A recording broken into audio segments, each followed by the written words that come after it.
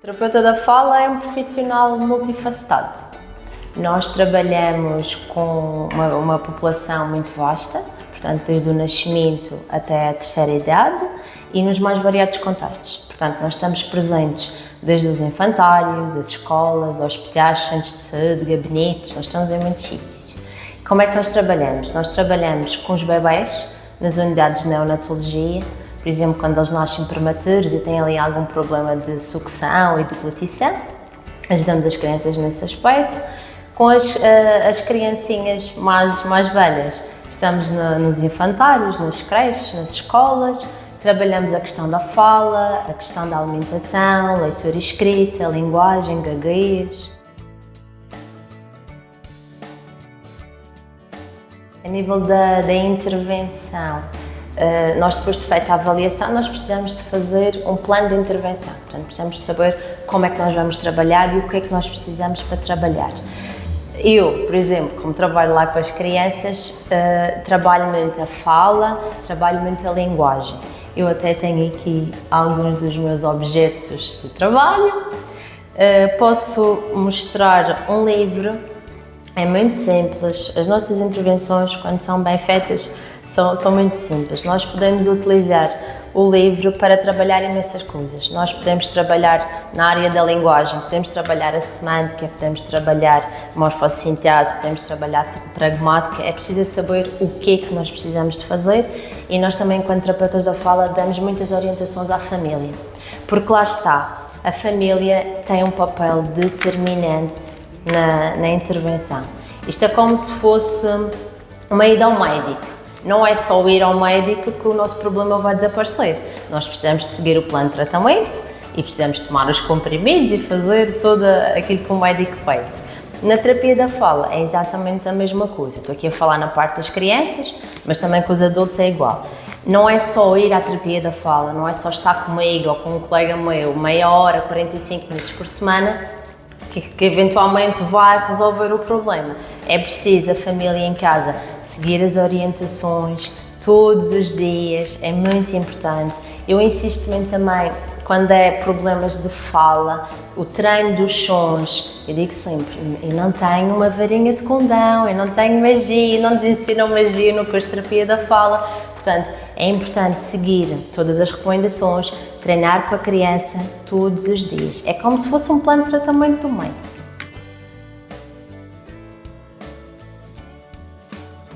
Existem algumas áreas da linguagem que nós normalmente trabalhamos.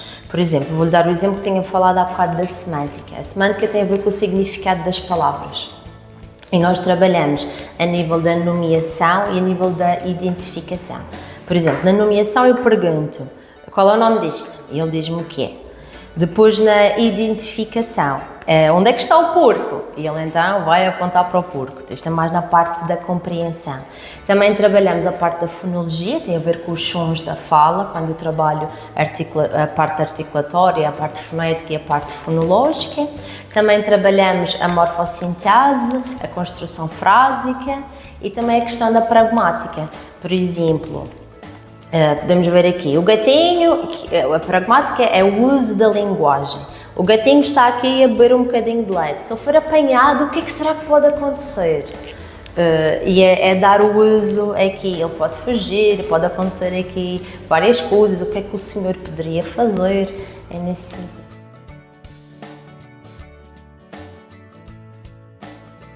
Nós temos que ter em conta que cada criança tem o seu ritmo e tem o seu desenvolvimento, mas há marcos de desenvolvimento que não podem ser descurados. Nós temos que ter muita atenção a esta questão. Vamos dar tempo à criança, obviamente, não vamos forçar aqui o desenvolvimento dela, mas temos que perceber o que é normal e o que é desviante. Por exemplo, quando as crianças são muito pequeninas, há aqui uns sinais que os pais já têm que ter atenção. Se for uma criança que brinca muito sozinha, uma criança que não olha nos olhos, uma criança que não responde pelo nome, uma criança que não tem interação com os outros meninos, que não partilha brinquedos, que não tem iniciativa, que não repete alguma palavra ou que não imita o adulto, aí pode ser um sinal de algum problema a nível de comunicação e é preciso estar atento. Depois, Por volta dos 12 meses é quando eles começam a adquirir as primeiras palavras, já começam o papá, o mamão, o não, o dá. Por volta dos 18 meses o vocabulário já é maior, por volta das 50 palavras. E atenção que a parte expressiva está sempre um bocadinho aquém da parte compreensiva. Eles podem compreender muitas palavras, mas expressar-se ainda tem ali algum tipo de dificuldade. Mas já identificam objetos do uso comum, os sapatos, a colher, o garfo. Depois, por volta dos 24 meses, 2 anos, o vocabulário já aumentou também. Pelo menos umas 100 palavras já começam a dizer, já começam a ter a capacidade de formar frases com 2 palavras. Portanto, se aos 2 anos o vocabulário ainda é muito pouco, às vezes há crianças que ainda nem falam, ou só dizem 1 ou 2 palavras, ou nem têm uma intenção comunicativa, aí também já é um sinal de alerta. Aos 3 anos já fazem perguntas, já respondem também a algumas perguntas, já têm um vocabulário ainda maior. 3, 4 anos já conseguem construir frases com 4 palavras, mais ou menos. O discurso já é bem inteligível, obviamente que ainda não é 100%, mas por volta dos 75% do discurso deles já é inteligível pelo adulto. Portanto, se tivermos uma criança que não constrói frases, uma criança que não comunique, não se expresse, não expressa as necessidades dela, que o discurso dela não seja perceptível, aí sim é outra vez um sinal de alerta.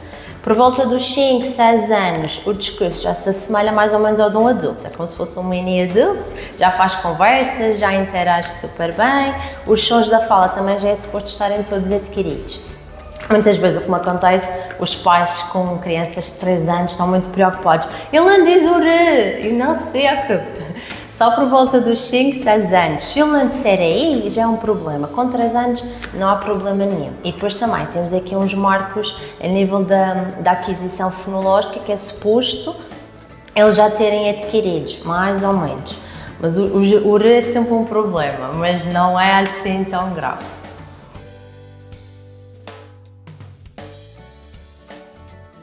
Discussões entre terapeutas da fala, os Ls agora estão a ser mais difíceis e nós achamos, isto não é nada científico, não tem dados nenhum, mas nós achamos que pode ser influência dos vídeos do Brasil, porque a verdade é essa, as nossas crianças agora tudo fala brasileiro e depois, isto é um problema com 2 bicos, porque tem a questão da articulação da fala, da fonética, da fonologia, a forma como eles dizem, como eles pensam que é dito. Por exemplo, a palavra mel é mel e eles acham que é mel com o, U e não com o L. O L às vezes nem existe no vocabulário deles. Obviamente que existe o L no início da palavra, mas no final os brasileiros não o utilizam.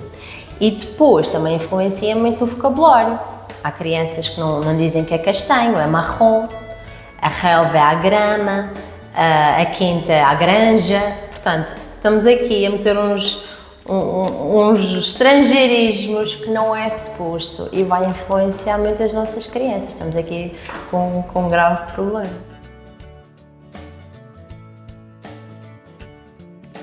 Existem vários, por exemplo, muitas pessoas chegam ao consultório e dizem ele tem muita preguiça para falar, ele não fala porque tem muita preguiça.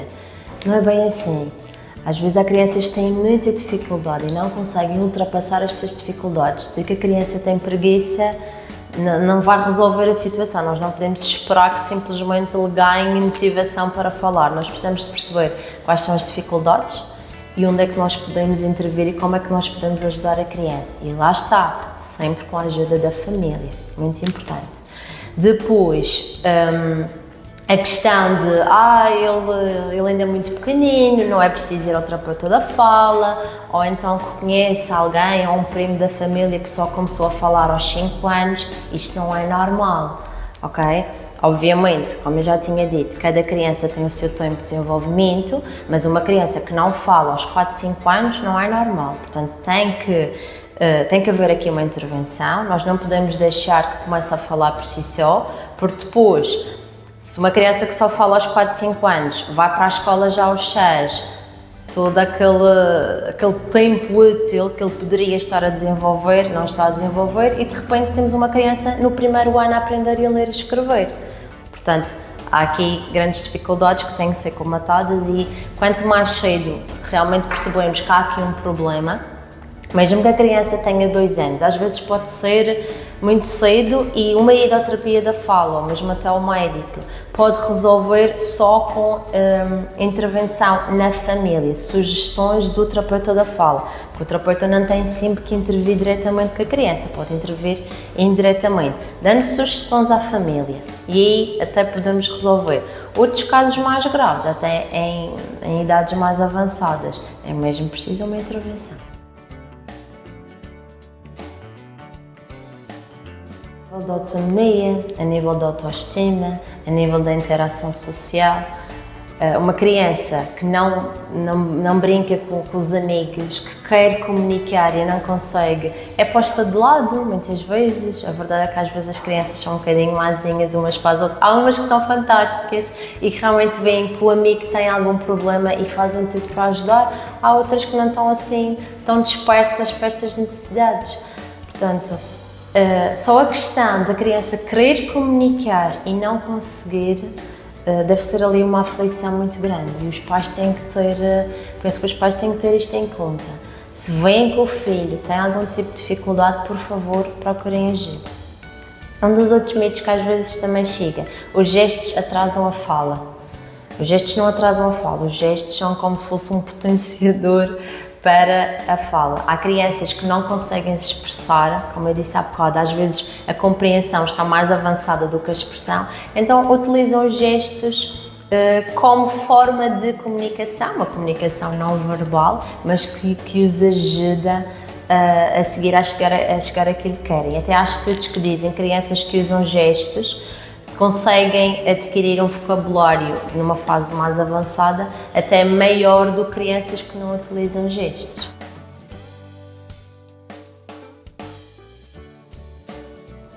Brinquem muito com os vossos filhos. Aproveitem o brincar. O brincar é extremamente importante, é um mundo de oportunidades.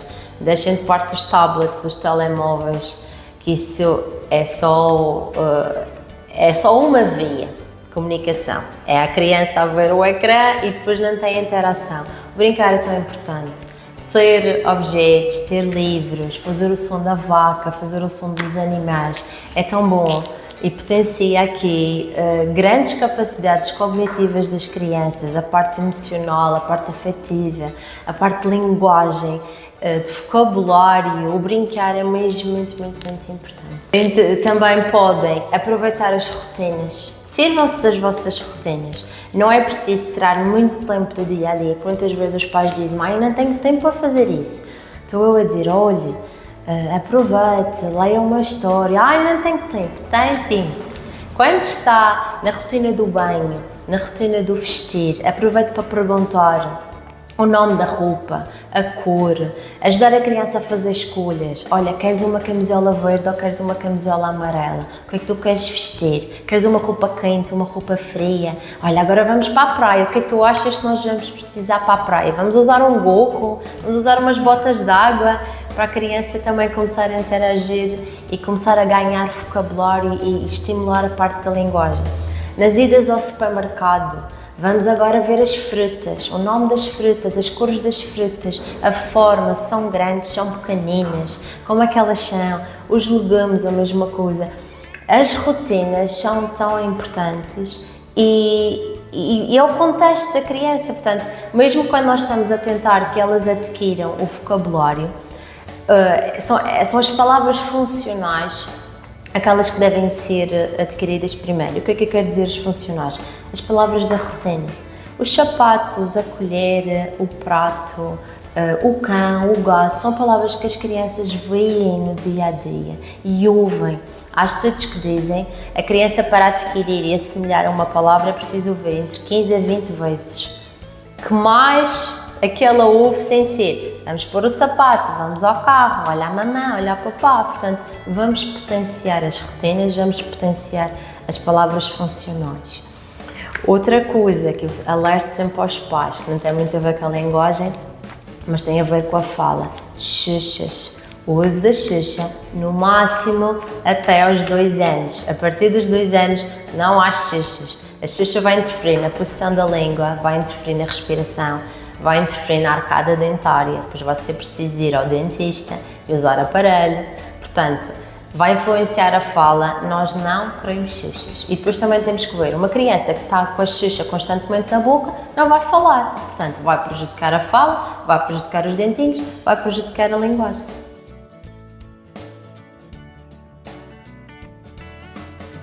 Aproveitar os 5 primeiros anos de vida da criança.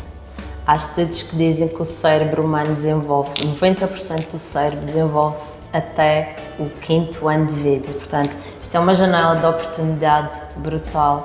Podemos estar a desenvolver e a potenciar as capacidades a nível cognitivo, a nível intelectual, a nível de relações humanas, de linguagem, de tanta coisa que nós podemos potenciar aqui das crianças. Portanto, temos aqui uma margem de manobra muito grande. Os pais têm que se dedicar a 100% ao desenvolvimento da criança, potenciar estímulos, dar todas as oportunidades que têm para que a criança se possa desenvolver corretamente, para ser mais autónoma e que seja uma criança saudável e, no fundo, feliz.